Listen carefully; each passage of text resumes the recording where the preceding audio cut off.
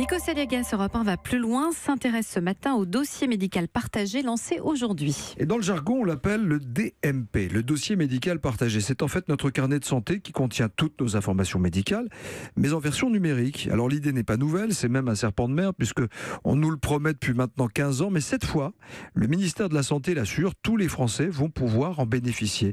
Alors, à quoi va-t-il nous servir vraiment et comment en ouvrir un? Bonjour Mélanie Gomez, spécialiste santé de la rédaction. Bonjour. Concrètement, à quoi ça va ressembler le DMP? Alors d'abord, vous oubliez votre carnet de santé, vous savez, celui en carton tout abîmé, Oui. que vous avez d'ailleurs sûrement perdu. Là, Bien sûr. tout votre dossier médical sera sur le site dmp.fr. Dans les semaines qui viennent, si vous êtes affilié à l'assurance maladie, vous allez recevoir un courrier avec un identifiant et un mot de passe, et avec ça, vous pourrez créer votre compte. Néanmoins, si vous êtes allergique à l'informatique, pas de souci, vous pouvez aussi le faire avec un conseiller dans votre caisse primaire d'assurance maladie ou encore chez votre pharmacien. Mais attention, il faut savoir que ce n'est pas obligatoire, on n'est pas obligé d'avoir un DMP. Alors rentrons un petit peu dans le vif du sujet. Qu'est-ce qu'il va contenir comme information, ce dossier médical partagé? Tout? Oui, Notre c'est ça. pédigré, notre ADN? Il peut contenir toutes les informations médicales qui vous concernent. Ça va de votre groupe sanguin à vos allergies, en passant par votre position sur le don d'organes. Ensuite, il y a aussi des infos plus volumineuses, notamment, on va pouvoir y stocker toutes les radios, les bilans sanguins, les comptes rendus d'opération. Donc, le gros avantage pour les patients, c'est que tout est centralisé au même endroit. Donc, plus besoin, par exemple, de chercher en urgence ou s'enranger les clichés de la dernière mammographie avant d'aller chez le gynéco. En quelques clics, le médecin, si vous l'avez autorisé, pourra y accéder directement sur votre DMP. Enfin, ça permet aussi d'éviter les actes inutiles ou redondants, puisque notamment, chaque professionnel peut voir ce qu'un autre confrère vous a prescrit. Alors ça, c'est pour le côté utile de la chose, mais qui va pouvoir consulter les informations de mon DMP, de mon intimité? Alors ça, c'est vous qui décidez. En tout cas, ce qui est sûr, c'est que ce sont uniquement des professionnels de santé. Pas question que votre banquier ou votre c'est dangereux. assureur puisse y oui. jeter un œil sur vos données médicales. Secret médical oblige. Donc a priori, tous les soignants qui vous suivent, si vous les avez autorisés, y auront accès, car c'est vraiment le patient qui garde la main. On peut même choisir les documents auxquels tel ou tel médecin ne peut pas D'accord. accéder. Par exemple, on peut faire en sorte que son kiné puisse voir seulement le compte-rendu de sa radio de l'épaule, mais pas celui de son dernier frottis.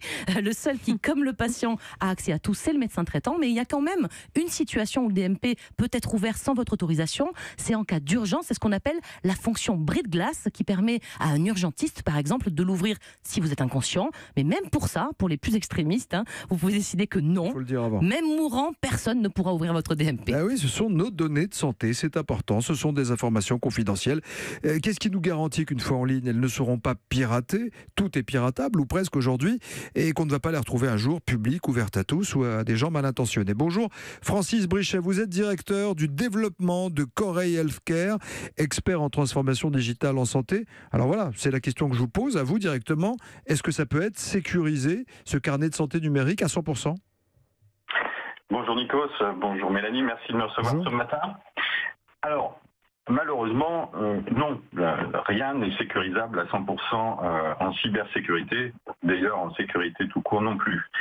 En revanche, nous avons la chance de vivre en France, qui est le pays qui accorde le plus d'importance à la protection des données de santé à caractère personnel. D'accord. Le ministère a mis en place un agrément spécifique et qui permet à des hébergeurs, comme Corail, hébergeurs agréés de données de santé, de protéger ces données qui sont personnelles, vous l'avez dit, ces données de santé avec un objectif de disponibilité, d'intégrité, D'accord. de confidentialité et d'auditabilité. D'accord, mais du coup, on peut quand même pas échapper aux cyberattaques. C'est-à-dire qu'on est protégé, mais on peut être attaqué. C'est ce que vous nous dites ou pas? Alors, il est évident qu'en ayant un endroit unique, national, où un grand nombre de données seront accumulées, il va y avoir un attrait très fort pour les hackers. C'est évident. On Les sait, pirates. pour les pirates informatiques, exactement. Ça, on le sait. Du coup, nous avons mis en œuvre, l'État et les hébergeurs agréés de données de santé qui s'occupent du sujet, ont mis en œuvre des systèmes, des procédures de sécurité qui vont permettre de protéger au mieux les données de santé à caractère personnel des patients.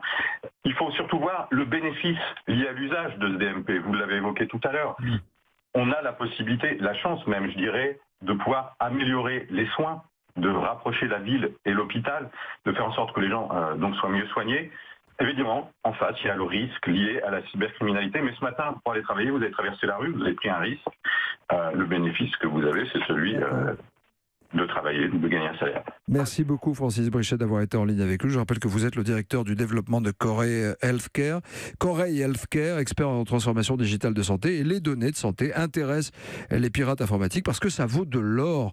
Au marché noir, ça se revend très cher, aussi cher qu'une carte bancaire. Merci Mélanie Gomez, spécialiste santé de la rédaction. Europe 1 va plus loin, c'est tous les matins à 7h20. Europe 1.